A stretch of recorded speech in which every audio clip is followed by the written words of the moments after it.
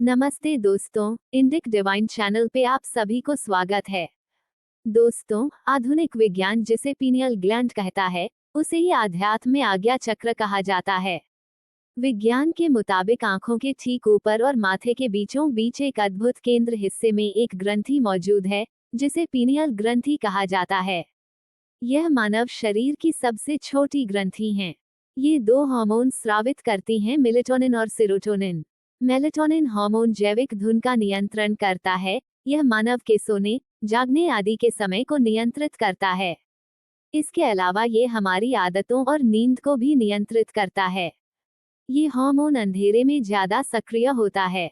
दूसरा hormone serotonin hormone होता है, जिसे फील गुड हार्मोन के नाम से भी जाना जाता है, क्योंकि यह हमारी खुशी को नियंत्रित करती हैं।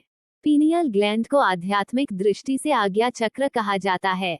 ये वह केंद्र है जहां दिव्य दर्शन, भूत, भविष्य का ज्ञान जैसे कार्य संपन्न किए जा सकते हैं। पीनियल ग्रंथि का संबंध तृतीय नेत्र से और तृतीय नेत्र का संबंध चेतन शक्ति से है। यहाँ से निकलने वाली तरंगों के द्वारा असंभव जैसे कार्य भी संभव किया जा सकता है। पीनियल ग्लैंड, थर्ड आई या आज्ञा चक्र, आप इसे जिस भी नाम से जाने, असल में ये केंद्र ही पूरे मस्तिष्क को नियंत्रित करता है। तीसरी आंख मन के चार अंगों, सोच, बुद्धिमत्ता, अहंकार और याद सहित सभी मानसिक कार्यों को नियंत्रित करता है। जब भी हम आत्म जागरूक होते हैं और ध्यान करते हैं, तो आज्ञा चक्र या थर्ड आई उत्तेजित और सक्रिय होने लगता है। अगर आप आध्यात्मिकता से जुड़े रहते हैं, तो ये चक्र सक्रिय होने के लिए बेचैनी से प्रतीक्षा कर रही होती है। यदि आप खुद भी इस कोशिश में हैं कि किस प्रकार आप अपनी तीसरी नेत्र को जागृत कर सकते हैं, और इस उम्मीद के साथ जाप, ध्यान, प्राणायाम कर रहे हैं, तो आपके लिए ये जानकर खुशी होगी कि खुद प्रकृति भी अपनी अमूल्य संपदा से आपके आज्ञा चक्र या तीसरा नेत्र जागृत करने में पूर्ण रूप से आपके मदद करने के लिए तैयार रहती है। किस प्रकार और कैसे, यही जानकारी आज हम आपको देने जा रहे हैं। दोस्तों, वर्तमान में पीनियल ग्रंथि पर कई शोध चल रहे हैं। पीनियल ग्रंथि सेरोटोनिन का भंडार है, जो मस्तिष्क में बुद्धि का निर्माण और विकास करने में सहायक होता है। वैज्ञानिकों के शोध से पता चला कि केले, अंजीर, गुल और पीपल वृक्ष के फलों में भी प्रचुर मात्रा में सेरोटोनिन पाया जाता है। इसलिए इनके सेवन से पिनियल ग्लैंड के कार्य को बढ़ावा देने में मदद मिल सकती है। लेकिन इसके लिए अन्य कारकों का भी ध्यान रखना आवश्यक है, जैसे कि नियमित व्यायाम, पर्याप्त नींद और तनाव प्रबंधन। तीसरे नेत्र चक्र उपचार में सहायता के लिए अपने आहार में बैंगनी अंगूर को शामिल करें। इसके अलावा अपने आहार में गहरे बैंगनी रंग के खाद्य पदार्थों को शामिल करने से भी तीसरे नेत्र चक्र को सक्रिय करने में मदद मिल सकती है।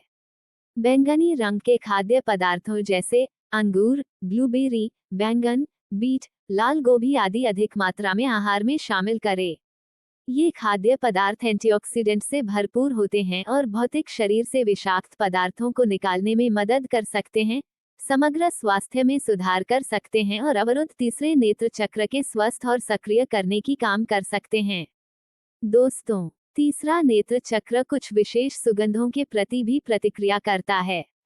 चंदन, चमेली और अन्य सुगंधित पदार्थों का उपयोग तीसरे नेत्र को सक्रिय करने के लिए किया जा सकता है, क्योंकि वे हमारे मस्तिष्क के लिम्बिक सिस्टम को प्रभावित करते हैं, जो हमारे भावनाओं, विचारों और स्मृतियों को नियंत्रित करता है। जब हम सुगंधित पदार्थों का उपयोग करते हैं, तो वे हमारे मस्तिष्क में एक प्रतिक्रिया उत्पन्न करते हैं, जो हमारे तीसरे नेत्र को सक्रिय करने में मदद कर सकता है। सुगंधित पदार्थों का उपयोग हमारे आध्यात्मिक अनुभवों को बढ़ावा देने में मदद कर सकता है, जिससे हमारे तीसरे नेत्र को सक्रिय करने में मदद मिल सकती है। इसलिए पूजा, जाप, ध्यान और योग अभ्यास के दौरान चंदन, चमेली, सुगंधरा, रोजमेरी आदि सुगंधित पुष्प तथा धूप का उपयोग करना बहुत महत्वपूर्ण भूमिका निभाता है हमारे आज्ञा चक्र यानी तीसरा नेत्र को जागृत करने में। आपने देखा होगा कि हमारे सनातन धर्म के साधु संत आज्ञा चक्र में चंदन, हल्दी से तिलक करते हैं। इसका कारण ही है तीसरे चक्र को जागृत करना तथा सक्रिय करना। इसके अलावा पिनियल ग्लैंड जब सक्रिय होना शुरू करता है, तो इसकी ऊर्जा में बहुत ज्यादा गर्माहट पैदा होता है, जो असहनीय सिर दर्द और उस स्थान में जलन पैदा करने लगती हैं। इसलिए चंदन, हल्दी, तुलसी के पौधे की मिट्टी आदि योगीजन और साधु संत तिलक के आकार में अपनी आज्ञा चक्र या तीसरे नेत्र को शीतलता प्रदान करने के लिए लेपन करके रखते हैं, जिससे उस ऊर्जा का जलन और दर्द कम हो और तीसरा नेत्र को सक्रिय होने में भी मदद मिल सके। दोस्तों, प्रकृति में मौजूद ऐसे अनेकों चीजें हैं जो न केवल भौतिक सुखों को प्राप्त करने में हमारी मदद करती हैं, बल्कि आध्यात्मिक शक्ति और सिद्धियों को प्राप्त करने में भी हमारी सहायता करती हैं। पत्थरों में भी कई गुण होते हैं जो तीसरे नेत्र को सक्रिय करने में मदद कर सकते हैं। अमेथिस्ट, मूनस्टोन, चारोविट, क्वार्ट्ज, लेपिडोलाइट, क्रिस्टल आदि कुछ पत्थरों में चुंबकीय गुण होते हैं जो तीसरे नेत्र को सक्रिय करने में मदद कर सकते हैं।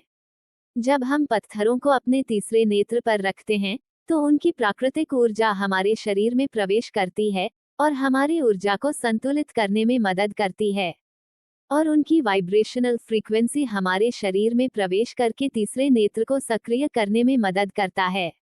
पत्थरों में आध्यात्मिक गुण और ऊर्जा का संचार होता है, जो तीसरे नेत्र को सक्रिय करने में विशेष रूप से मददगार हो सकते हैं।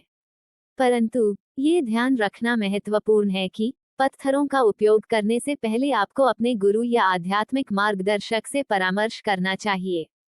दोस्तों, अगर आप योग, ध्यान, प्राणायाम, जाप आदि के जरिए तीसरे नेत्र को जागृत करने की कोशिश कर रहे हैं, या ये आपकी आकांक्षा है, तो प्रकृति की ये सभी उपहार आपके इस साधन मार्ग में सहायक हो सकती हैं और तीसरे नेत्र को सक्रिय करके जागृत करने में मदद कर सकती हैं। आशा करते हैं जानकारियाँ आपको अच्छी लगी होगी। वीडियो अगर आपको अच्छी लगी हो तो एक लाइक करके चैनल को सब्सक्राइब कर लीजिए। धन्यवाद।